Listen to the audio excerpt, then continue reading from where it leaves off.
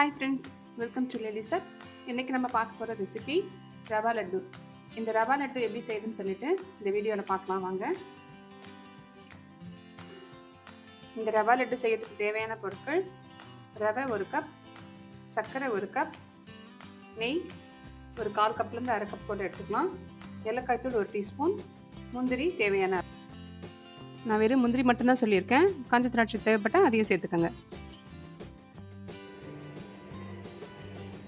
ஸ்டவ்வில் ஒரு nonstick pan வச்சுருக்கேன். இப்போ நம்ம ஃபஸ்ட்டு இந்த 1 கப் ரவையை சேர்த்துடலாம். இப்போ இதை நம்ம நல்லா வறுத்து எடுத்துக்கணும்.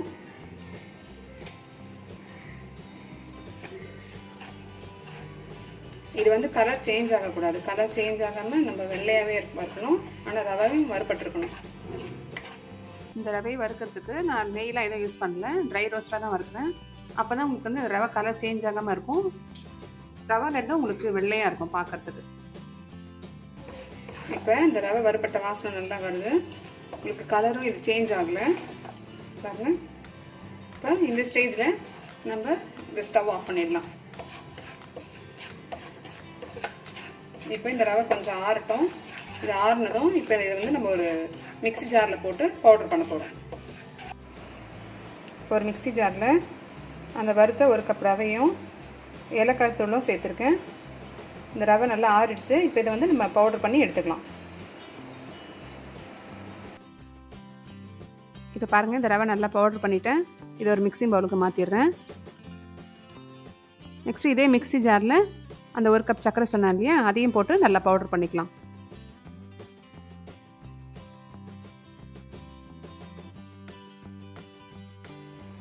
பாருங்கள், இப்போ இந்த சர்க்கரையும் பவுடர் பண்ணிவிட்டேன். இப்போ நான் இதையும் இது கூட ஆட் பண்ணிடுறேன்.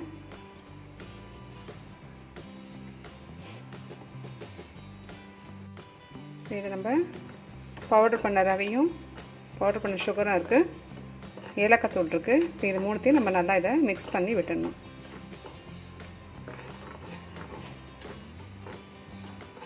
இப்போ நெக்ஸ்ட்டு நம்ம முந்திரியை வறுத்து சேர்த்துக்கலாம்.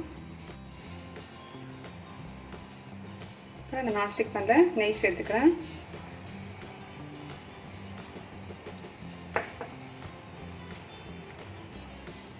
நெய் காய்ஞ்சதும் இந்த முந்திரி சேர்த்துடலாம்.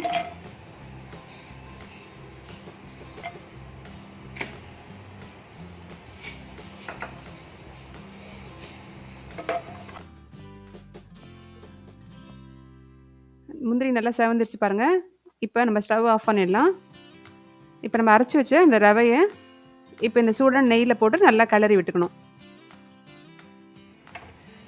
நல்லா மிக்ஸ் பண்ணி விட்டுட்டேன். கொஞ்சம் சூடு ஆறட்டும். சூடு ஆறினதும் இப்போ நம்ம இதை உருண்டை பிடிச்சி வச்சிடலாம்.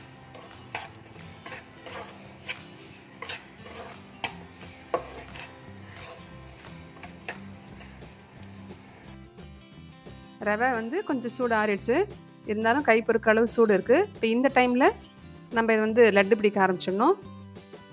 நல்லா அழுத்தி உருட்டி லட்டு பிடிச்சிக்கோங்க. ஒரு சிலர் வந்து சூடான பால் தெளித்து கூட பிசைஞ்சு பிடிப்பாங்க. ஆனால் அது வந்து நம்ம ஒரு 1 or 2 டேஸ்லேயே யூஸ் பண்ணிடணும். இது வந்து நான் மொத்தமே நெய் போட்டு பண்ணியிருக்கனால இதை நம்ம வச்சுருந்து கூட நம்ம சாப்பிட்லாம். சீக்கிரமாக இது கெட்டு போகாது.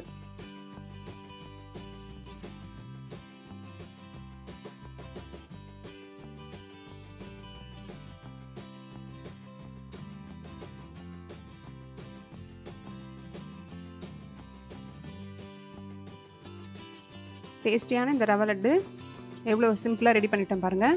இந்த கிருஷ்ண ஜெயந்திக்கு நீங்களும் இந்த ரவை லட்டு பண்ணி சுவாமிக்கு நெய்வேத்தியம் பண்ணுங்கள். நம்ம எல்லா ஐட்டமும் நம்ம கடையில் வாங்கி வச்சு நம்ம படைக்கிறத விட இது மாதிரி சிம்பிளான ஐட்டம்ஸ்லாம் நம்ம வீட்லேயே நம்ம பண்ணி படைச்சோம்னா அது நமக்கு ஒரு மன திருப்தியாகவும் இருக்கும். ஸோ கண்டிப்பாக ட்ரை பண்ணி பாருங்கள். இந்த வீடியோ உங்களுக்கு பிடிச்சிருந்தால் லைக் பண்ணுங்கள், ஷேர் பண்ணுங்கள், மறக்காமல் சப்ஸ்கிரைப் பண்ணுங்கள்.